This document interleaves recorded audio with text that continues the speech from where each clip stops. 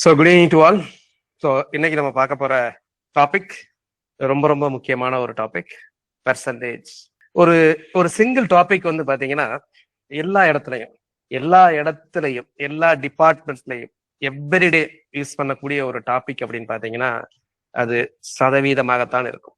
Especially இந்த சதவீதம் அப்படிங்கிறது அட்மினிஸ்ட்ரேட்டர்ஸ், நிர்வாகிகளுக்கு ரொம்ப ரொம்ப முக்கியமானது, கம்பெனிஸ்க்கு ரொம்ப ரொம்ப முக்கியமானது. இன்ஃபேக்ட் எவ்ரிவேர், எல்லா இடத்துலயும் இது யூஸ் பண்ணுவாங்க. நீங்க இப்ப ரீசெண்டா நடந்த எலெக்ஷன்ல கூட பார்த்திருப்பீங்க. அந்த பர்சன்டேஜ் ஆஃப் ஓட்ஸ், எவ்வளவு சதவீதம் கூடுதல், எவ்வளவு சதவீதம் குறைவு, அது சம்பந்தப்பட்டது. அதே மாதிரி பாப்புலேஷன் எடுத்துட்டீங்க அப்படின்னா பர்சன்டேஜ், காஸ்ட் சென்சஸ் இப்ப எடுத்துட்டீங்கன்னா பர்சன்டேஜ்.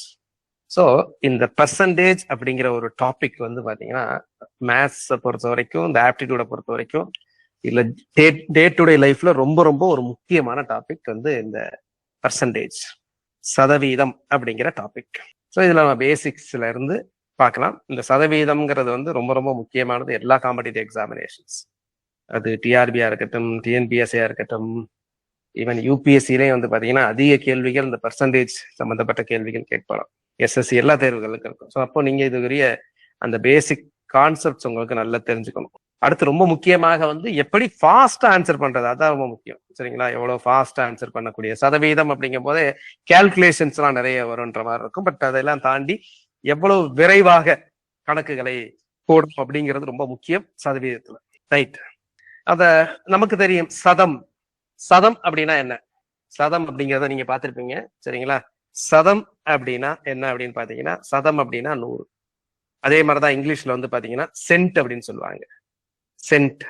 சென்ட் அப்படின்னா 100 அப்படின்றது அர்த்தம். சதகம் கேள்விப்பட்டிருக்கீங்களா? தமிழ்ல இலக்கியத்துல வரும் சதகம். சதகம்னா என்னது? சதகம் அப்படிங்கிறது நீங்க தமிழ்ல படிச்சிருப்பீங்க. நான் பேசுறது கேக்குது இல்ல? எதுவுமே ரிப்ளை பண்ணாம இருக்கிறதுனால எனக்கு டவுட். சதகம்னா என்னது இலக்கியத்துல? 100 பாடல்களை கொண்ட பாடல்களினுடைய தொகுப்பிற்கு சதகம் என்று பெயர் சார். சதகம் எதோட பார்ட்டு?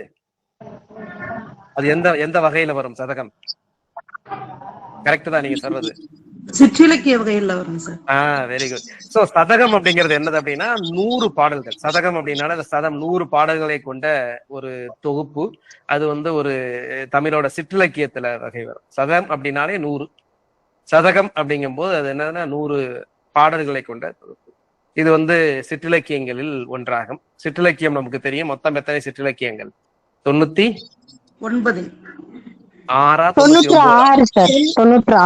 96 தெரிஞ்சுங்க. 99 ஆப்ஷன்ல இருந்துச்சுன்னா அவசரத்துல போட்டுறாதீங்க.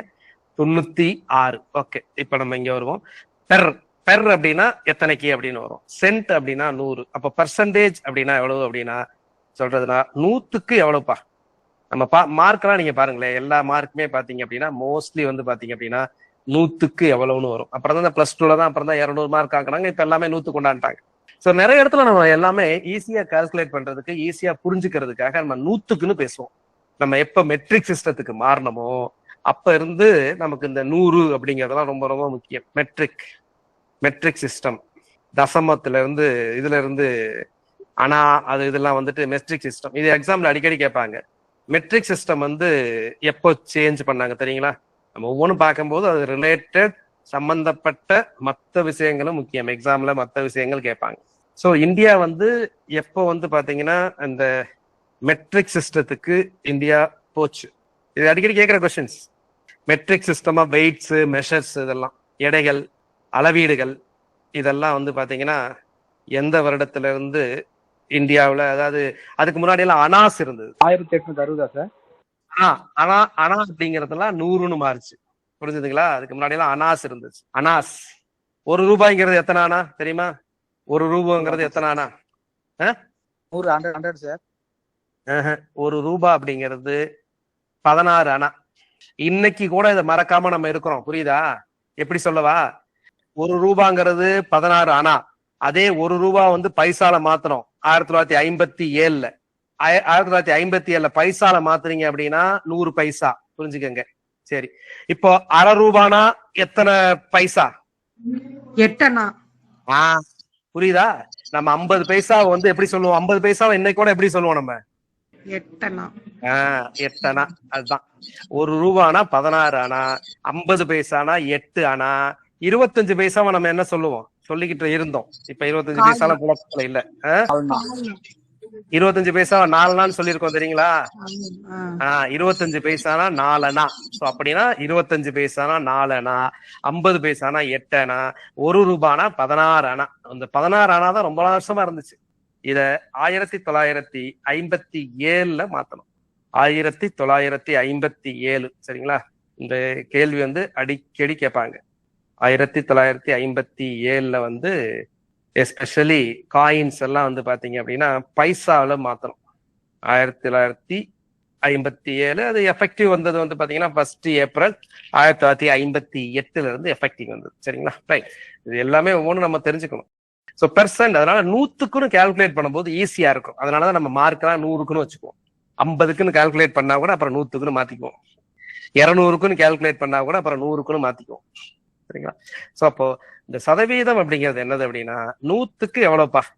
100ங்கிறது நமக்கு நல்ல நம்பர், ஈஸியா புரிஞ்சுக்கக்கூடிய நம்பர். அதனால எதாவது வந்து 100க்கு மாத்தணும். இப்போ ஃபார் எக்ஸாம்பிள் ஒரு கிளாஸ்ல 40 மாணவர்கள் இருக்காங்க. 40 மாணவர்கள்ல வந்து பாத்தீங்க அப்படின்னா ஒரு 38 மாணவர்கள் வந்து தேர்ச்சி அப்படின்னு வச்சுக்கோங்க. இப்ப நீங்க நிறைய பேர் டீச்சர்ஸா இருப்பீங்க. ஒரு கிளாஸ்ல 40 மாணவர்கள் இருக்காங்க. அதுல 38 மாணவர்கள் தேர்ச்சி, அதாவது 38 ஸ்டூடெண்ட்ஸ் அவுட் ஆஃப் 40 வந்து பாத்தீங்கன்னா பாஸ்ட். இப்ப நடந்த +2 எக்ஸாம்ஸா இருக்கட்டும், இல்ல எனக்கு ஏதோ ஒரு எக்ஸாம்ல பாஸ்ட் அப்படின்னா what is the percentage of passing? So சதவீத தேர்ச்சி எவ்வளவு அப்படின்னா அப்ப இத 100க்கு எவ்வளவுன்னு கால்குலேட் பண்ணணும். 40க்கு 38 ஓகே, 100க்கு எவ்வளவு? அப்ப இதை சிம்பிளா கால்குலேட் பண்றது அப்படின்னா மென்டலா கால்குலேட் பண்றதுன்னா 100 40க்கு 38, அப்ப இன்னொரு 40க்கு இன்னொரு 38, அப்ப அடுத்து ஒரு 20 வேணும். 20க்குனா 38ல பாதி 19. சோ அப்போ எப்படி வரும் அப்படின்னா 38 38 19. அப்போ 8 8 16, 16 9 25க்கு 5 மீதி 2, 3 2 5, 5 3 5 4 9. சோ அப்போ 95. அப்போ இது எவ்வளவு சதவீதம் அப்படின்னா 95%. அந்த கிளாஸ்ல what is the pass percentage அப்படின்னா 95. நான் 95ங்கிறது இப்போ உங்களுக்கு ஒரு கால்குலேஷன்ஸ் மாதிரி போட்டேன். பட் இதை ஈஸியா மேத்தமேட்டிக்கலா நம்ம பண்ணலாம். எப்பவுமே மேத்தமேட்டிக்கலா நம்ம ஈஸியா கால்குலேட் பண்ணும்போது என்ன பண்ணணும் அப்படின்னா எப்பவுமே டோட்டல் ஸ்டூடெண்ட்ஸ் எப்பவுமே டினாமினேட்ல டோட்டல் தான் இருக்கும். அப்ப இங்க மொத்தம் எத்தனை மாணவர்கள்? 40. 40ல எத்தனை பேர் பாஸ்? 38 பேர் பாஸ். அப்ப 40ல 38 அப்படின்னா இதுதான் ஒரு ஃபிராக்ஷன், இதுதான் ஒரு நம்பர், இதுதான் ஒரு பின்னம், இது ஒரு போர்ஷன். எந்த ஒரு எண்ணையும் எந்த ஒரு நம்பரையும் ஃபிராக்ஷனை, ஏதாவது ஒரு நம்பர், இது ஒரு நம்பர், இது ஒரு பின்னம், பின்னமோ நம்பரோ, வெறுமன 4ன்னு இருந்தாலும் சரி, 5ன்னு இருந்தாலும் சரி, இல்ல 7ன்னு இருந்தாலும் சரி, எந்த நம்பரையும் சதவீதமாக மாற்றணும் அப்படின்னா 100ஆல பெருக்கிறனுங்க கண்ணை மூடிட்டு. அவ்வளவுதான். இப்ப 100ஆல பெருக்கிறீங்கன்னா உங்களுக்கு 95 வந்துடும். அடிச்சிங்களா? 4ஆல அடிச்சீங்கன்னா இதை 100ஆல பெருக்கிறோம். இதை அடிச்சீங்கன்னா 5 2, இங்க அடிச்சீங்கன்னா 19. அப்ப 19ஐயும் 5ஐயும் பெருக்கிறீங்க அப்படின்னா 19 5ங்கிறது எவ்வளவு? 25ங்கிறது 100, அதுல ஒரு 5 கம்மி, அதனால 95. சோ 95%. எந்த ஒரு எண்ணையும், சரிங்களா? இதுதான் ஃபர்ஸ்ட் ரிசல்ட், ஃபர்ஸ்ட் நம்ம பண்ணக்கூடியது. இதை பொறுத்த வரைக்கும் ஒரு எண்ணெய் கொடுப்பாங்க, எக்ஸாம்ல கேட்பாங்க, ஏதாவது ஒரு எண்ணெய் கொடுத்துட்டு சதவீதமாக மாற்றுக. அது எவ்வளவு ஃபிராக்ஷனா இருந்தாலும் சரி, எப்படி இருந்தாலும் சரி, அதை சதவீதமாக மாற்றுக அப்படின்னா அதை 100ஆல் பெருக்க வேண்டும். இப்போ 3/8 சதவீதமாக மாற்றுக. ஆன்சர் சொல்லுங்க பார்க்கலாம். எக்ஸாம்ல கேட்பாங்க, அடிக்கடி கேட்கறது. Convert 3/8 into percentage. இங்கிலீஷ்ல கன்வெர்ட், திரும்ப சொல்லியிருக்கேன், கையில நோட்டோட வாங்க, அட்டன் பண்ணுங்க, இதை பெருக்குங்க. 100ஆல பெருக்கணும், அவ்வளவுதான். 100ஆல பெருக்கி ஆன்சர் சொல்லுங்க, சீக்கிரம் சொல்லுங்க, டைப் பண்ணுங்க ஆன்சர், அல்லது சொல்லுங்க. மைக்க பேசும்போது மட்டும்தான் அன்மியூட் பண்ணணும், மற்ற நேரத்துல மியூட் பண்ணி வச்சுக்கோங்க. மைக்ல பேசலாம் அல்லது டைப் பண்ணலாம். சுருக்கி எனக்கு ஆன்சர் சொல்லணும், சுருக்கி அதனுடைய ஆன்சர் சொல்லணும், சிம்பிளிஃபை பண்ணி சொல்லணும். எல்லாரும் பண்ணணும். சும்மா கிளாஸ் அட்டன் பண்ணிட்டு இருக்க கூடாது, ஒர்க் அவுட் பண்ணணும். நோட் எடுத்து ஒர்க் அவுட் பண்ணிட்டு you type your answer or tell your answer. தப்பா இருந்தா பிரச்சனையே கிடையாது, உங்க ஆன்சர் தப்பா இருந்தா ஒன்னும் தப்பு கிடையாது. ஸோ 3/8 வந்து நான் வந்து பர்சன்டேஜா மாத்திரனா 100ஆல பெருக்கணும். 3/8 இப்போ 100 பெருக்குனீங்க அப்படின்னா 4 பெருக்குனீங்கன்னா 2, இது 25. அப்போ 75/2. அப்ப 75/2 அப்படின்னா எத்தனை தடவை இருக்கு? 75/2. அப்ப 74. 74 எவ்வளவு? 37. So answer எவ்வளவுனா 37.5. 37.5%. 37.5%. ஸோ அப்போ 3/8 அப்படிங்கிறது 37.5%. இப்போ இப்போ ஒரு நம்பர் சொல்றேன், அதை கன்வெர்ட் பண்ணுங்க. இதை சதவீதமாக மாற்றுக, இதை சதவீதமாக மாற்றுக. அப்படிதான் கேட்பாங்க கொஸ்டின். 0.005 convert into percentage. இதை சதவீதமாக மாற்றுக. உடனே சொல்லலாம் ஆன்சர், இமீடியட்டா சொல்லலாம். உடனே சொல்லுங்க, what is answer? Convert 0.005 into percentage. 5. கரெக்டா பண்ணணும், தப்பு பண்ணக்கூடாது. பெருக்கிறதுல எந்த தப்பு பண்ணக்கூடாது. திரும்ப தப்பு பண்ணுங்க, திரும்ப சரி பண்ணுங்க. ஓகே, நீங்க 0.5 சொன்னது ஒன்றும் தப்பு கிடையாது, ஒர்க் அவுட் பண்ணிருக்கீங்க. அதுல இருக்கக்கூடிய சில மிஸ்டேக்ஸ் திரும்ப கரெக்ட் பண்ணுங்க. நம்பியும் 5 சொல்லி இருக்கிறாரு. சரி, இதை 100 பெருக்கினா என்னப்பா வரும்? அவ்வளவுதானே கேட்கிறேன். 0.05 இதை 100 பெருக்கணும். இதை 100 பெருக்கினா என்ன ஆகும்? எத்தனை புள்ளி? இங்க இருந்த புள்ளி இங்க தானே வரும். அப்ப என்ன வரும் ஆன்சர்? இது 0.5%. 0.5%. இது வந்து 0.5%. 0.005 என்பது எத்தனை சதவீதம் என்று கேட்டால் இது 0.5%. சரியா? அவ்வளவுதான். ஸோ ஒரு நம்பரை பர்சன்டேஜா மாத்தணும் அப்படின்னா இன்டூ 100. சரி, அப்ப அடுத்து ரிவர்ஸ் இருக்குல்ல. ரிவர்ஸ் என்ன அப்படின்னா 7% என்பதை எண்ணாக மாற்றுக அப்படின்னு சொல்லுவாங்க. Convert 7% into A number. இதை நம்பரா பார்த்தோம் அப்படின்னா எங்கெங்கெல்லாம் பெர்சன்டேஜ் பார்த்தீங்கன்னா பை 100 போட்டணும். அங்க இன்டூ 100 போட்டீங்க, இங்க பை 100 போடணும். சதவீதமாக மாத்தணும்னா 100 பெருக்கணும். சதவீதத்தை எண்ணாக மாத்தணும்னா பை 100 போடணும். அப்போ 7/100. ஸோ அப்போ 0.07. அவ்வளவுதான். இது நம்பர், இது பெர்சன்டேஜ் போடக்கூடாது, இது நம்பர் தானே. 0.07. 15% எண்ணாக மாற்றணும் அப்படின்னா 15/100. இது எவ்வளவு அப்படின்னா 0.15. அவ்வளவு. எந்த சதவீதத்தையும், ஏதாவது ஒரு சதவீதத்தை எனக்கு வந்து இதா மாத்தணும் அப்படின்னா இதுதான். இப்ப இதை மாத்துங்க. 87.5% எண்ணாக மாற்றுக அப்படின்னு கேட்கிறாங்க. What is answer?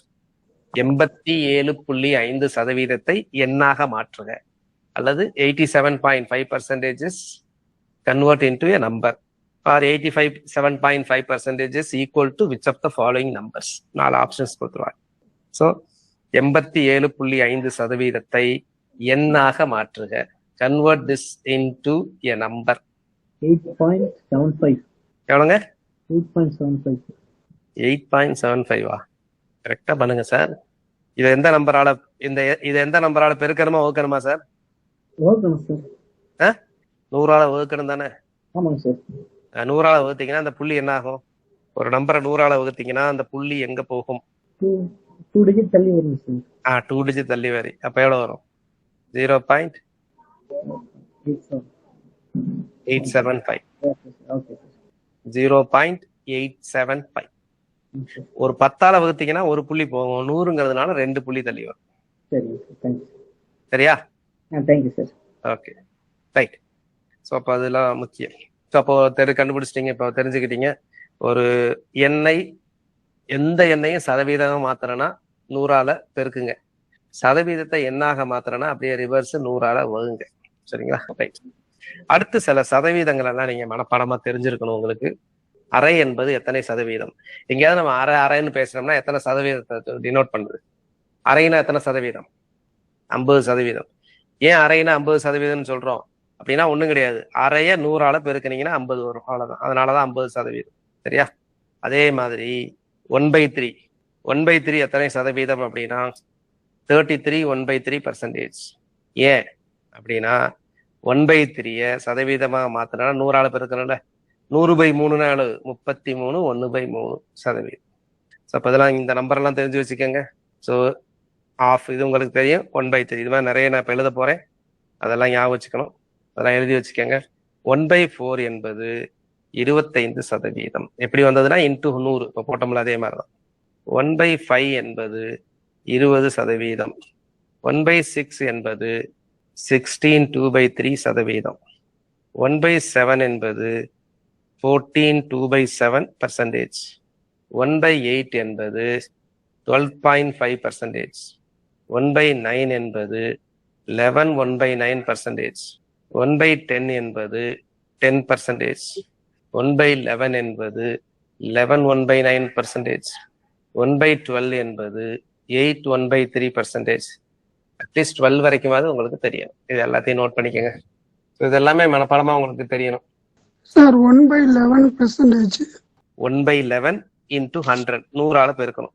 1/11 100ஆல பெருக்கிறீங்க என்ன வரும்? 100/11 வரும். 100ல எத்தனை 11 இருக்கு? 9 11 99. 99னா மீதி எவ்வளவு? 1. 1/11. Okay, sorry. Very good, thank you sir. Very good, very good. இது 9 1/11. 1/9க்கு வந்து பாத்தீங்கன்னா 11 1/9. சூப்பர். 100க்கு எவ்வளவுன்னு எழுதுறதுதான் பெர்சன்டேஜ். பெர் அப்படின்னா லாட்டின்ல பெர். 100 பெர் சென்டம் அப்படின்னா பெர் சென்டம். சென்டம் அந்த லாட்டின் வார்த்தை சென்டம் நம்ம யூஸ் பண்றோம்ல. நமக்கு வந்து அதிகமா நம்ம யூஸ் பண்ணக்கூடியது வந்து பாத்தீங்கன்னா சென்டம் தான். சதம் அப்படின்லாம் சொல்ல மாட்டோம். எல்லாரும் சின்ன பசங்கள்ல இருந்து எல்லாருக்கும் தெரியறது ஸ்கூல் பசங்களுக்கு சென்டம். சென்டம் எடுத்துட்டியா? சென்டம்னா 100. ஸோ அதுக்குரிய சிம்பிள் வந்து 100. அப்ப 65%ன்றது இப்படி சொல்லணும். ஸோ ஒரு நம்பரை, எந்த நம்பரையும் பர்சன்டேஜா மாத்திரம்னா அதை 100ஆல பெருக்கணும். எண்ணெய் சதவீதம். சதவீதம் அப்படின்னா திரும்ப சொல்லியிருக்கிறது நம்பரா மாத்தணும் அப்படின்னா அதை வந்து என்ன பண்ணணும் அப்படின்னா 100ஆல வகுக்கணும். Okay, right. அடுத்து சதவீதத்துல ரொம்ப ரொம்ப முக்கியமான ஃபார்முலானா இதுதான். எல்லா இடத்துலயும் யூஸ் பண்ணக்கூடிய ஃபார்முலா. இந்த ஃபார்முலா நல்லா புரிஞ்சுக்கங்க. ரொம்ப ரொம்ப ரொம்ப முக்கியம். ஒரு பிங்கிற ஒரு மதிப்பு கியூ ஆகுது. நல்லா புரிஞ்சுக்கங்க. அப்ப பி என்னவாலாம் இருக்கலாம் அப்படின்னா திஸ் இஸ் ஓல்டு வேல்யூ. தமிழ்ல என்ன சொல்றதுன்னா பழைய மதிப்பு. அல்லது என்ன சொல்லலாம் அப்படின்னா திஸ் இஸ் பேஸ் வேல்யூ, அடிப்படை மதிப்பு. இது என்னது அப்படின்னா புது மதிப்பு. புது மதிப்பு அல்லது இந்த மதிப்பை தான் கொண்டு போய் இதோட கம்பேர் பண்ண போறோம். இந்த மாதிரி இருந்துச்சுன்னா ஏதோ ஒரு எண் இப்படி ஆகுது, இப்படி இருக்கலாம் அப்படின்னா இந்த எண்ணுங்கிறது எப்படி இருக்கலாம், இந்த பிங்கிறது எப்படி இருக்கலாம்னா ஒரு இடத்துல பாப்புலேஷன் 25 லட்சம் இருந்துச்சு, அந்த 25 லட்சம் இப்ப 28 லட்சம் ஆயிடுச்சு அப்படின்னா 28ங்கிறது கியூ, 25ங்கிறது பி. அல்லது எப்படி இருக்கலாம் அப்படின்னா போன தடவை வந்து பாத்தீங்கன்னா ஒரு போன எலெக்ஷன்ல வந்து பாத்தீங்கன்னா 74% வாக்காளர் வாக்களித்த சதவீதமாக இருந்தது. இப்போ வந்து பாத்தீங்கன்னா அது 85% ஆச்சு. அப்போ எவ்வளவு சதவீதம் உயர்ந்துள்ளது? இதெல்லாம் கண்டுபிடி. இது வந்து பி, இது வந்து கியூ. ஓ, இதுல ரொம்ப முக்கியமானது என்ன அப்படின்னா அப்போ பிங்கிற ஒரு மதிப்பு கியூ ஆகுது அப்படின்னா what is the percentage change? சதவீத மாற்றம் என்ன? இந்த ஃபார்முலா ரொம்ப ரொம்ப ரொம்ப ரொம்ப ரொம்ப ரொம்ப ரொம்ப முக்கியம். என்னது அப்படின்னா புது மதிப்பு மைனஸ் பழைய மதிப்பு பை பழைய மதிப்பு இன்டு 100. இந்த ஃபார்முலா நோட் பண்ணிக்கங்க. ரொம்ப ரொம்ப ரொம்ப ரொம்ப முக்கியம். சரி, கூடி இருக்கா குறைஞ்சிருக்கான்னு எப்படி கண்டுபிடிக்கலாம்? நியூமரேட்டர்ன்றது மேல உள்ள தொகுதி. தொகுதி வந்து பாசிட்டிவா இருந்தா, நிறை எண்ணாக இருந்தால் கூடி இருக்குன்னு அர்த்தம். தொகுதி நெகட்டிவா இருந்துச்சு அப்படின்னா குறைஞ்சிருக்குன்னு அர்த்தம். புரியுதுங்களா? ஸோ பாசிட்டிவ்னா கூடி இருக்கு, நெகட்டிவ்னா குறைஞ்சிருக்கு. இப்போ நம்ம இது எக்ஸாம்பிள் சொல்லுவோம். இப்போ இதுதான் இந்த ஃபார்முலா நோட் பண்ணிக்கோங்க. This is very very very very important. எவ்வளவு இம்பார்ட்டன்ட்னா ரொம்ப ரொம்ப ரொம்ப இம்பார்ட்டன்ட். பேசிக் ஃபார்முலா எல்லா இடத்துலயும் யூஸ் பண்றாங்க. பர்சன்டேஜ் மெடிக்கல் டிபார்ட்மெண்ட்ல யூஸ் எங்க யூஸ் பண்ணல சொல்லுங்க? எல்லா இடத்துலயும் யூஸ் பண்ணுவாங்க. ஸ்கூல்ல யூஸ் பண்ணுவீங்க. எல்லாமே ஒரு பர்சன்டேஜ். போன வருஷத்துக்கு இப்ப எவ்வளவு தேர்ச்சி சதவீதம் அதிகரித்துள்ளது, எவ்வளவு அதிகரித்துள்ளது, எவ்வளவு குறைந்துள்ளது, டேபிள் போட்டாங்கல்ல. எந்தெந்த மாவட்டத்துல எல்லாம் தேர்ச்சி சதவீதத்துல தான் போட்டாங்க. இந்த தேர்ச்சி சதவீதம் அதிகரித்துள்ளது போன வருஷத்தை கம்பேர் பண்ணும்போது. ஸோ இது எல்லாமே நம்ம யூஸ் பண்ணக்கூடிய formula Q minus P by P into 100. Pங்கிறது இப்ப புதுசா இருக்கக்கூடிய எதை போய் நம்ம கம்பேர் பண்ண போறோமோ அதான் Q. எதோட போய் கம்பேர் பண்ண போறோமோ அது P. இதுல ஏதாவது டவுட் இருந்ததுன்னா கேளுங்க. So very very very important formula. So இதுக்கு பேர் தான் percentage change. So whenever P becomes Q, percentage சேஞ்சுங்கிறது Q minus P by P into 100. Q minus P பாசிட்டிவாக இருந்தால், இந்த மேல இருக்க நம்பர் பாசிட்டிவ் அப்படின்னா கூடி இருக்குன்னு அர்த்தம். நெகட்டிவா இருந்துச்சுன்னா என்ன அர்த்தம் அப்படின்னா குறைஞ்சிருக்கு அப்படின்னு அர்த்தம். சரிங்களா? ஸோ சதவீத மாற்றம், அதனாலதான் மாற்றம்னு சொல்லுவோம். மாற்றம்னா என்னது? கூடியிருக்கலாம், குறைஞ்சிருக்கலாம். பர்சன்டேஜ் சேஞ்ச்னா என்னது? கூடியிருக்கலாம், குறைஞ்சிருக்கலாம். அடுத்து நம்ம முக்கியமான ஃபார்முலா பார்க்க போறோம். அது என்னன்னு பார்ப்போம். அடுத்து என்னன்னா, இப்ப பெர்சன்டேஜ் கண்டுபிடிக்கிறது சில இதுல இப்ப நீங்க ஷார்ட்டா கண்டுபிடிக்க வச்சுக்கீங்களேன். ஃபார் எக்ஸாம்பிள், இப்போ ஒரு நம்பர் வச்சுக்கீங்களேன் 360. 360 எப்பவுமே ஒரு நம்பர் கொடுத்துட்டாங்க அப்படின்னா, எந்த நம்பரை பத்தி நம்ம பேசுறோமோ, எதை கொடுத்துருக்குறாங்களோ அப்படின்னா அதுதான் 100%. அப்ப 100%ம்னா எவ்வளவு அப்படின்னா 360. நான் 360 பத்தி பேசுறேன், அதனால இதுல 100%. இதுல 50% எவ்வளவு? 360ல 50% எவ்வளவு? அப்போ 50%ம்னா நமக்கு தெரியும். 50%ம்னா நமக்கு தெரியும் இதுல பாதி. இல்ல எப்படி சார் கண்டுபிடிக்கிறது அப்படின்னா 50% ஆஃப் இதான கண்டுபிடிக்கணும்.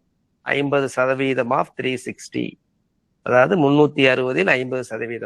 சதவீதம்னா நம்ம 100 டிவைடட் பை 100 போடுவோம். இந்த இன்டூ 360. ஆஃப்னாலே 3 இன்ட்டுன்னு அர்த்தம். நம்ம போர்ட் மாஸ்ல பார்ப்போம். அப்போ இதை போட்டீங்க அப்படின்னா எவ்வளவு வரும்? 1. இதுதான் நார்மலா ஏதாவது பர்சன்டேஜ் கண்டுபிடிக்கிறது அப்படின்னா. இப்ப இதுல யாராவது சொல்லுங்க, வாட் இஸ் 1%? 1% எவ்வளவு? 360ல 1% எவ்வளவு? What is 1%? 360ல் 1% எவ்வளவு? 3.6. 1% அப்படின்னா 3.6. 10%ம்னா 36. 360ல 20% எவ்வளவு சொல்லுங்க பார்க்கலாம். ஒண்ணு 20%க்கு ஃபார்முலா கண்டுபிடிக்கிறதுனா 20/100 × 100. பட் பார்த்த உடனே கண்டுபிடிக்கலாம். 20% எவ்வளவுனா 10%ம்னா 36. அப்ப 20%ம்னா 10 + 10, 36 + 36 எவ்வளவு? 72. இல்ல கணக்கு மேத்ஸா கண்டுபிடிக்கணும் அப்படின்னா 20% ஆஃப் 360 இதை அடிச்சீங்கன்னா வரும் 36 × 2 எவ்வளவு? 72. இப்போ ஒரு நம்பர் கொடுக்குறேன், 280. கால்குலேட் பண்ணாம மென்டலா ஆன்சர் பண்ண பாருங்க. மென்டலா என்ன அர்த்தம் அப்படின்னா கால்குலேட் பண்ணாம ஆன்சர் பண்றதுக்கு பாக்குறோம். பேனா எடுக்காம ஆன்சர் பண்ண முடியுமான்னு பாருங்க. வாட் இஸ் இந்த எண்ணோட 49% எவ்வளவு சொல்லுங்க பார்க்கலாம். இதோட 49% எவ்வளவுன்ட்டு பேனா எடுக்காம சொல்ல முடியுதான்னு பாருங்க. 49%. 49% அப்படின்னா 49/100 × 280 நான் போட மாட்டேன். எனக்கு தெரியும் 49னா நான் என்ன பண்ணுவேன் அப்படின்னா 49% இப்படி எழுதிக்குவேன். 50% - 1% நான் மென்டலா யோசிக்குவேன். அப்போ 50% எவ்வளவு? 140. அதுல 1% கழிக்கணும். 1% எவ்வளவு? 280ல 1% எவ்வளவு? 2.8. அப்ப நான் மென்டலா எழுதுறதுக்காக எழுதுறேன். நான் 140ல இருந்து 2.8 கழிக்கணும், அவ்வளவுதான். சோ 140ல இருந்து 2.8 கழிச்சிங்க அப்படின்னா 137. எவ்வளவு? 2. புரியுதா? புரிகிறதா? இப்ப இப்படி கேக்குறாங்கன்னு வச்சுக்கங்களேன். ஒரு நம்பர் 240. 240ல 37.5% எவ்வளவு? இந்த 37.5ங்கிறத அடிக்கடி எக்ஸாம்ல கேட்பாங்க. அப்படின்னா என்ன கண்டுபிடிக்கிறது? இப்போ கேக்குறாங்க 280ல 37.5%. நான் பார்த்த உடனே சொல்லிடுவேன். 37.5% அப்படிங்கிறது 90 அப்படிங்கிறத உடனே சொல்லிடலாம். எப்படி அப்படிங்கிறத இப்போ உங்களுக்கு சொல்ல போறேன். எப்படி சார் 37.5% அப்படின்னா, இதுக்குதான் நான் உங்களுக்கு சொல்லி கொடுத்தேன். என்ன சொல்லி கொடுத்தேன் அப்படின்னா 12.5%ங்கிறது எவ்வளவு? 12.5%ங்கிறது எவ்வளவுனா, எனக்கு எங்கெல்லாம் 12% பாக்குறனோ அப்பெல்லாம் நான் என்ன நினைச்சுக்குவேன் அப்படின்னா இட் இஸ் 1/8 நினைச்சுக்குவேன். ஏன் அப்படின்னா ஏற்கனவே உங்களுக்கு சொல்லியிருக்கேன். 1/8 பாருங்க. 1/8 எவ்வளவு? 12% கொடுத்துருக்கேன். அப்ப எனக்கு 1/8னா 12%ம்னு தெரியும். அப்போ 37.5னா என் மைண்ட்ல எப்பவுமே என்ன தெரியும் அப்படின்னா 37.5 அப்படின்னா நான் உடனே என்ன அப்படின்னா இதுல 3 12 இருக்கு. 12 + 12 25 + 12 37. 37.5னா எனக்கு என்ன தெரியுமா தெரியும்? 3/8ன்னு தெரியும். இதோட ஈக்குவலன்ட் 37.5% அப்படின்னா இட் இஸ் ஈக்குவலன்ட் டு 3/8. அப்போ 37%னா இந்த எண்ணுக்கு 3/8 கண்டுபிடிக்கணும். 240க்கு 3/8 என்ன? அப்ப 240 8ஆல வகுப்படும். 8 3 24 30. அப்ப 30 × 3 90. இது புரியுதா உங்களுக்கு? புரியுதுன்னா டைப் பண்ணுங்க எஸ் அப்படின்ட்டு. இல்ல சார் இது புரியலைன்னா திரும்ப ஒரு தடவை சொல்லுங்க. திரும்ப எக்ஸ்லைன் பண்ணும். ஸோ 3/8னால இதில் ஸ்டோர் பண்ணி வச்சுக்க, நான் எழுத போறேன், அதெல்லாம் இங்கே ஞாபகம் வச்சுக்கோங்க. சரிங்களா? இதே மாதிரி தான். ஸோ அப்போ பாருங்க 1/8 அப்படின்னா எனக்கு 12.5 அப்படிங்கிறது ஞாபகத்து வரும். அதாவது 1/8னா 12.5%. 3/8னா என்னது அப்படின்னா 37.5%. 5/8னா என்னது 5/8னா என்னது அப்படின்னா 62.5%. இன்னும் ஒன்று இருக்கு 7/8. 7/8 அப்படின்னா என்னது அப்படின்னா 87.5%. இதான் ஞாபகம் வச்சுங்க. நல்ல இதெல்லாம் மனப்பாடம் பண்ணிட்டீங்க அப்படின்னா நிறைய பர்சன்டேஜ் ப்ராப்ளம்லாம் ஈஸியா அடிச்சுட்டு போயிடும். இது மனப்பாடம் பண்ணலனாலும் நம்மளால பண்ண முடியும். மனப்பாடம் பண்ணிட்டீங்கன்னா கொஞ்சம் ஈஸியா பண்ணலாம். அதுக்குதான் இது எப்படி வந்துச்சுன்னா இந்த ஒவ்வொரு நம்பரையும் 100ஆல பெருக்குறீங்கன்னா கடைசியில இதான் வரும். பட் நமக்கு தெரியும் 1.8ங்கிறது 12.5. ஸோ அதை வச்சுட்டு 3/8ங்கிறது 3 1 12.5. 3 12.5ங்கிறது 37.5. அதாவது 12.5 12.5 12.5 மூணையும் ஆட் பண்ணுங்க. 3 15க்கு 5 மீதி 1 7 6 1 7 3. அதே மாதிரி 5 தடவை 12.5 போட்டீங்கன்னா 67.5 வரும். 7 தடவை போட்டீங்கன்னா இது வரும். Okay right. அடுத்த முக்கியமான ஷார்ட்கட் ஃபார்முலா, ரொம்ப ரொம்ப ரொம்ப முக்கியமானது. நிறைய இடத்துல இந்த ஃபார்முலா நம்ம யூஸ் பண்ணுவோம். நிறைய இடத்துல எங்கெங்கெல்லாம் யூஸ் பண்ணுவோம் அப்படின்னா, ஒரு ப்ராப்ளம் கேட்பாங்க, பின்னாடி ப்ராப்ளம் பார்ப்போம். ஒரு செவ்வகத்தின் நீளம் 20% அதிகரிக்கப்படுகிறது, அல்லது சதுரம்னு கொடுப்பாங்க, செவ்வகம்னு கொடுப்பாங்க, எது வேணும். அகலம் 10% குறைக்கப்படுகிறது, அதன் பரப்பளவில் ஏற்படும் மாற்ற சதவீதம் என்ன, what is the percentage change in the area அப்படின்னு கேட்பாங்க. அடுத்து ஒரு சதுரத்தின் ஆரம் 6% அதிகரிக்கப்படுகிறது, அதன் பரப்பளவு எத்தனை சதவீதம் அதிகரிக்கும், அல்லது ஒரு சதுரத்தின் ஆரம் 10% குறைக்கப்படுகிறது, அந்த பரப்பு எவ்வளவு சதவீதம் குறையும் அப்படின்னு கேட்டாலோ, அல்லது ஒரு பொருளோட விலை 20% உயர்ந்துள்ளது, அதுக்கப்புறம் 5% குறைந்துள்ளது, ஸோ மொத்தத்துல எவ்வளவு சதவீதம் குறைந்துள்ளதா உயர்ந்துள்ளதான்னு கண்டுபிடிக்கிறதுக்கோ, அல்லது ஒரு பொருளோட டிஸ்கவுண்ட் கொடுக்குறாங்க, ஒரு கடையில 10% டிஸ்கவுண்ட் கொடுக்குறாங்க, அதுக்கப்புறம் கூடுதலா ஒரு 8% கொடுக்குறாங்க, அப்போ இது எத்தனை சதவீத டிஸ்கவுண்ட்டுக்கு சமம். இந்த மாதிரி கேசஸ் எல்லாத்துக்குமே யூஸ் பண்ணக்கூடிய ஃபார்முலா என்ன அப்படின்னா X plus Y plus XY/100 answer வரும். நீங்க ஃபார்முலா பின்னாடி நம்ம பார்க்கும்போது நீங்க பார்க்கலாம் இதை எப்படி அப்ளை பண்றோம் அப்படின்ட்டு. அதுல எக்ஸுங்கிறது என்னது அப்படின்னா 1 2 வருதுல, அது எப்பவுமே கூடுச்சு அப்படின்னா உயர்ந்துச்சுன்னா பாசிட்டிவ்ல சொல்லணும், குறைஞ்சிச்சுன்னா நெகட்டிவ்ல சொல்லணும். கூடுச்சுன்னா பாசிட்டிவ், குறைஞ்சிச்சுன்னா நெகட்டிவ். இந்த இதுதான் இப்ப நான் எக்ஸ்பிளைன் பண்ணேன். ஒரு குவான்டிட்டி இன்க்ரீஸ் ஆகுது அல்லது டிக்ரீஸ் ஆகுது, முதல்ல அது X% உயருது அல்லது குறையுது. அதே மாதிரி இன்னொரு குவான்டிட்டி ஒய் இன்க்ரீஸ் ஆகுது, அது குறையுது அப்படின்னா மொத்தத்துல என்னப்பா நடக்கும் அப்படின்னா X plus Y plus XY/100. கூடுச்சுன்னா பிளஸ்ல போடணும், குறைஞ்சுன்னா நெகட்டிவ்ல போடணும். அது ரொம்ப முக்கியமா. ஒரு பொருளோட விலையோ எதுவோ X% உயர்கிறது அல்லது குறைகிறது, அப்புறம் திரும்ப Y% உயர்கிறது குறைகிறது அப்படின்னா அப்பொருளின் விலையில் ஏற்படும் மாற்றம் என்ன அப்படின்னா இதுதான் மாற்றம். ஸோ நோட் பண்ணிக்கோங்க. இதை ப்ராப்ளம் பார்க்கும்போது உங்களுக்கு புரிஞ்சிடும். எல்லா விதமான இதுலையும் ரொம்ப one of the most powerful formula இது, X + Y + XY/100. அடுத்து நம்ம பார்க்க போறது என்னன்னா, ஒரு பொருளோட விலை, ஃபார் எக்ஸாம்பிள் பெட்ரோலோட விலை வந்து பாத்தீங்கன்னா 20% உயருது. எதிர்கட்சிக்கெல்லாம் பயங்கரமா ஆர்ப்பாட்டம் நடத்துறாங்க, ஏகப்பட்ட அப்போசிஷன். அதனால கவர்மெண்ட் திரும்ப என்ன பண்றோம் அப்படின்னா 20% உயர்த்தினதை திரும்ப பழையபடியே குறைச்சு பழைய விலைக்கே கொண்டாடணும், ஓல்டு பிரைஸ்க்கு. அப்ப அதுக்கு எத்தனை சதவீதம் குறைக்க வேண்டும், எத்தனை சதவீதம் குறைக்க வேண்டும் அப்படின்னு கேட்டாங்க. நிறைய இடத்துல யூஸ் பண்ணலாம், இதுக்கு மட்டும் கிடையாது. வேற எப்படி சொல்லலாம் அப்படின்னா, ஒரு பொருளோட விலை 20%, அதாவது ஏதாவது ஒரு சதவீதம் 30% ஒரு பொருளோட விலை கூடிருச்சு. அப்போ ஒரு பொருளோட விலையை கூடுச்சு அப்படின்னா நான் அந்த மாசத்துக்கு நான் யூஸ் பண்ணக்கூடிய அந்த பொருளுக்காக பணத்தையும் கூட்ட வேண்டி வரும். பிறகு சர்க்கரையோட விலை 30% கூடிருச்சுன்னு வச்சுக்கோங்களேன். அப்ப நான் சர்க்கரையோட மாசம் சர்க்கரைக்கு நான் எவ்வளவு அமௌண்ட் வந்தேன்னா அதுல 30% கூட்ட வேண்டி வரும். ஆனா அதை கூட்ட மாட்டேன், கூட்ட எனக்கு முடியாது அப்படின்னா அடுத்து என்ன ஆல்டர்னேட்டு, கன்சம்ஷன், அதனுடைய உபயோகத்தை குறைக்கணும்.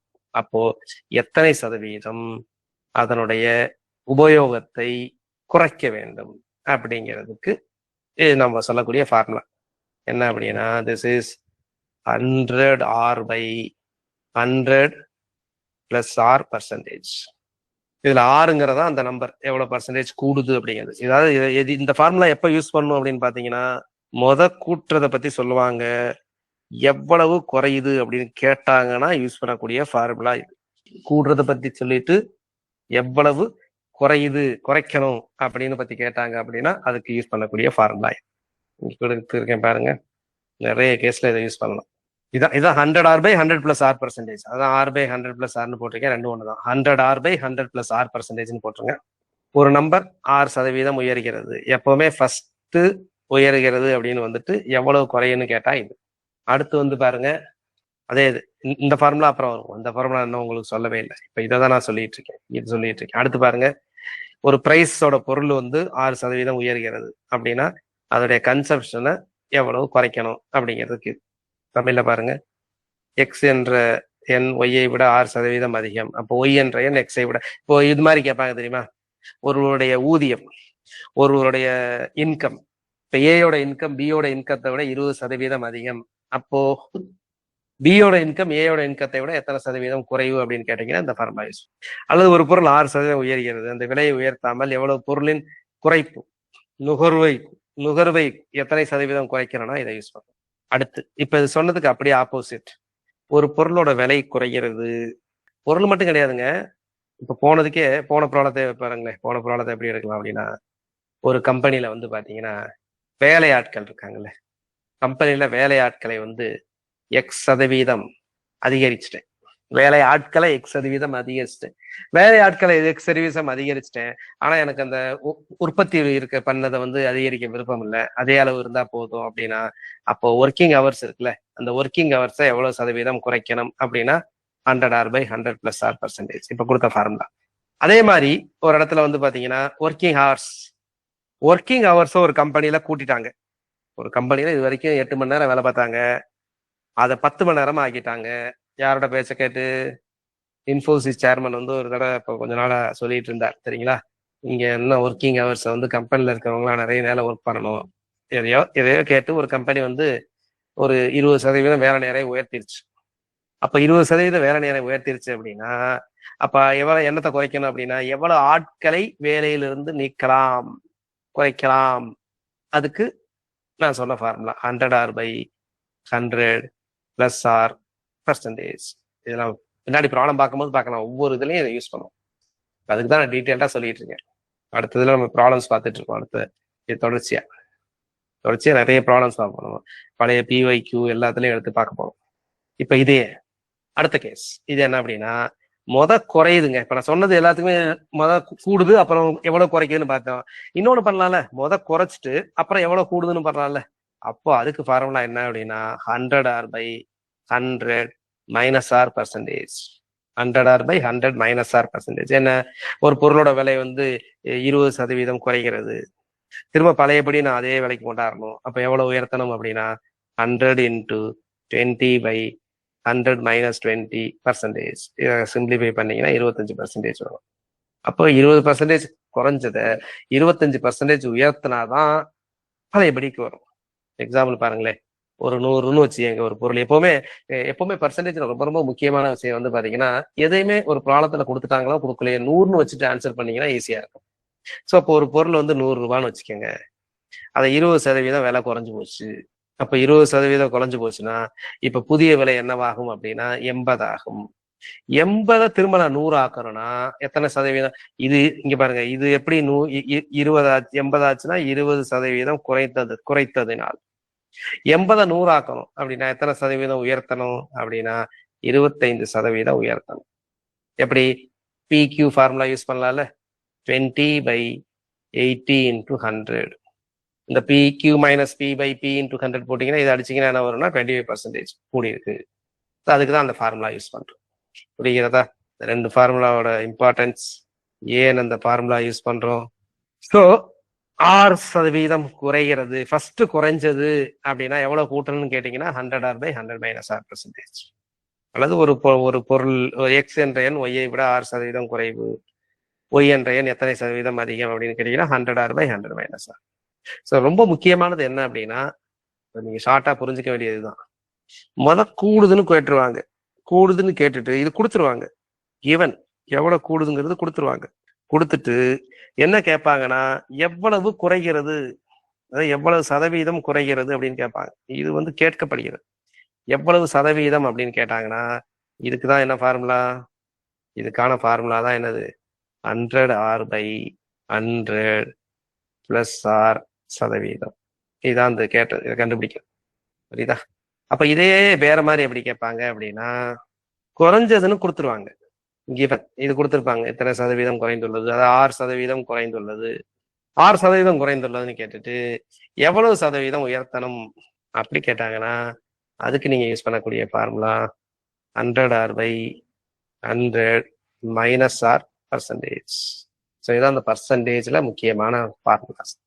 இதை இப்போ ப்ராப்ளத்துல பார்க்கும்போது உங்களுக்கு இதனுடைய முக்கியத்துவம் எப்படி அப்ளை பண்றது அப்படிங்கிறது புரியும். ரைட், இப்போ நம்ம நிறைய ப்ராப்ளம்ஸ் பார்ப்போம். அதுக்கப்புறம் கான்செப்ட்ஸ் பார்க்கணும். அதுக்கப்புறம் என்னன்னா, நம்ம ப்ராஃபிட் அண்ட் லாஸ் அப்படின்னு ஒன்று இருக்கு. லாப நட்ட கணக்குகள் இந்த பர்சன்டேஜ்ல தான் வரும். அதுவும் எக்ஸாம்ஸ்ல கேட்பாங்க. ரொம்ப ரொம்ப ரொம்ப ரொம்ப அப்ளிகேஷன் ஓரியன்ட் டாபிக். பயன்படுது, தினசரி பயன்பாட்டில் இருக்கக்கூடிய ஒரு டாபிக்ல அது ஒரு பர்சன்டேஜும் வரும், ப்ராஃபிட் அண்ட் லாஸும் வரும். இப்போ சில ப்ராப்ளம்ஸ் இன்னைக்கு பார்க்கலாம். அப்புறம் மீதியை நம்ம நாளைக்கு கண்டினியூ பண்ணலாம். 15% of x is equal to 20% of y. Find x is to y. எப்பவுமே சொல்லியிருக்கேன், பர்சன்டேஜ்னு கேட்டாங்க அப்படின்னா உடனே டிவைடட் பை 100. அப்போ 15%னா 15/100. ஆஃப்னா பெருக்கல்னு அர்த்தம். எக்ஸ் அல்லது எக்ஸின் 15% என்னதுன்னா 15% ஆஃப் எக்ஸ். ஒய்யில் 20% அப்படின்னா 20% ஆஃப் ஒய். இப்ப எக்ஸ் இஸ் டு ஒய்ன்னு சொல்றாங்க. நமக்கு தெரியும் எக்ஸ் இஸ் டு ஒய் அப்படின்னா x/yன்னு அர்த்தம். அப்போ இதை அடிச்சிடலாம். இதை அடிச்சிங்கன்னா 3, 5 அடிச்சிங்கன்னா இது 4. அப்போ வாட் இஸ் x/y? அப்போ x/yங்கிறது என்னது அப்படின்னா 4/3. x/y 4/3 எழுதிட்டீங்கன்னா x is to y அப்படிங்கிறது என்னது அப்படின்னா 4:3. ஸோ எப்பவுமே பாருங்க, என்னைக்குமே எக்ஸாம்ல ரொம்ப கேர்ஃபுல்லா பார்க்கணும். கேர்லெஸ் மிஸ்டேக்ஸோ சில்லி மிஸ்டேக்ஸோ விடக்கூடாது. ரொம்ப ரொம்ப நிறைய பேர் கேர்லெஸ் மிஸ்டேக்ஸ் சில்லி மிஸ்டேக்ஸாலேயே நிறைய எக்ஸாம்ஸ் கிளியர் பண்ணாம போறது, அது அதிகமா வர்றதுனால. எப்பவுமே ஒரு ப்ராப்ளத்துல 4:3 இருக்கு, 3:4 இருக்கு அப்படின்னா ரொம்ப கேர்ஃபுல்லா பார்க்கணும். ஒரு தடவை x is to y கேட்கறாங்களா இல்ல y is to x கேட்கறாங்களா, எக்ஸ் ஃபர்ஸ்ட் கேட்கறாங்க, அப்ப எக்ஸுங்கிறதுனால 4:, அப்போ 4:3 தான் ஆன்சர். இப்போ ஒரு ப்ராப்ளம் இதே மாதிரி ஒரு ப்ராப்ளம் கொடுக்குறேன், ஆன்சர் பண்ணுங்க. கரெக்டா ஆன்சர் பண்ணுங்க பார்க்கலாம். 20% of m is equal to 25% of n. Find n is to m. What is answer? சொல்லுங்க பார்க்கலாம். கரெக்டா சொல்லுங்க. 4:5 சொல்லியிருக்கீங்க, 5:4 சொல்லியிருக்கீங்க. எது கரெக்ட்னு எனக்கு கரெக்டா சொல்லணும். இப்பதான் சொன்னேன் மிஸ்டேக் பண்ணாதீங்கன்னு சொல்லியிருக்கேன். அப்படியே மிஸ்டேக் பண்ணா கூட இங்க பண்ணுங்க, கிளாஸ்ல பண்ணுங்க, எக்ஸாம்ல பண்ணாதீங்க. அப்போ 20/100 of m is equal to 25/100 of n. அப்ப இது அடிபட்டு போயிருமா? 5 அடிச்சிங்கன்னா 4, இதை அடிச்சிங்கன்னா 5. அப்போ m/n is equal to 5/4. ஆனா கேட்கறது என்னது? n is to mன்னு கேட்கறாங்க. அப்ப அப்படியே ரெசிப்ரோக்கல் தலைகீழா எழுதுங்க, 4/5. அப்ப எண்ணுக்கு, அல்லது இங்கே நீங்க சொல்லிடலாம் எண்ணுக்கு 4 எம்முக்கு 5. அப்ப எண்ணுக்கு 4 எம்முக்கு 5. So answer 4/5. 4:5. ஒன்னே ஒரு ப்ராப்ளம் போடுங்க. இதே மாதிரி கேல்குலேஷன்ல ஏதாவது மிஸ்டேக் பண்ணா போடுறீங்களான்னு பார்ப்போம். 3/4% of a equal to 6/25% of b. Find a is to b. Find a is to b. 3/4, 3/4. அதாவது ஏயின் தமிழ்ல சொல்றதுன்னா ஏயில் 3/4%. ரெண்டும் ஒண்ணுதான் தமிழுக்கு இங்கிலீஷ்க்கும். ஏயின் 3/4% என்பது பியில் 6/25% சமம் எனில் ஏ இஸ் டு பி எவ்வளவு? ஏ விகிதம் பி எவ்வளவு கண்டுபிடிங்க. ஸோ 3/4% அப்படிங்கும்போது by 100 வரும். ஆனால் 3/4 அந்த கீழே 100 போட்டலாம். 3 அடிச்சிங்கன்னா 2. அப்போ அப்படியே சுருக்குங்க. ஏதாவது பார்த்து நீங்க அடிக்கும் போது தப்பு பண்ணிடாதீங்க. ஸோ ஏ இஸ் டு பின்னு கேட்குறாங்க. அப்போ a/b. அப்போ a/b, பிஏ கொண்டாந்துட்டேன். இங்க மேல என்ன இருக்கு? 2 ஏற்கனவே இருக்கு. இந்த 4 இருக்குல்ல, இந்த 4 அங்க போயிடும் அப்படியே மேல. அப்போ இன்ட்டு 4 கீழே 25 இருக்கிறது. So this is equal to 8/25. அப்போ what is the answer? So A is to B. So what is A is to B? A is to பிங்கிறது 8.25 25. புரியுதா? இது வரைக்கும் பார்த்ததுல ஏதாவது டவுட் இருக்கா? இன்னைக்கு பார்த்தது எல்லாமே பேசிக்ஸ் தான். நாளைக்கு இன்னும் நிறைய டிஃப்ரெண்ட் டைப்ஸ் ஆஃப் ப்ராப்ளம்ஸ், கொஞ்சம் அட்வான்ஸ்டு ப்ராப்ளம்ஸ், அட்வான்ஸ்டு கான்செப்ட், அப்புறம் ப்ராஃபிட் அண்ட் லாஸ், அதெல்லாம் நம்ம பார்க்கலாம். நாளைக்கு சேம் ஸ்டார்டிங் டைம் 8 PM, இரவு 8 மணிக்கு சேம் லிங்க். அந்த லிங்க் அனுப்பிச்சிருக்கல, அதே லிங்க். புதுசா இதை பார்க்குறவங்க திரும்ப நாளைக்கு அட்டன் பண்ணணும். 12/5/2026 8 PM same link. So link வேணும்னா அந்த நம்பரை சேவ் பண்ணிட்டு ஒரு வாட்ஸ்அப் மெசேஜ் அனுப்புங்க. 98403 98093. தேங்க்யூ.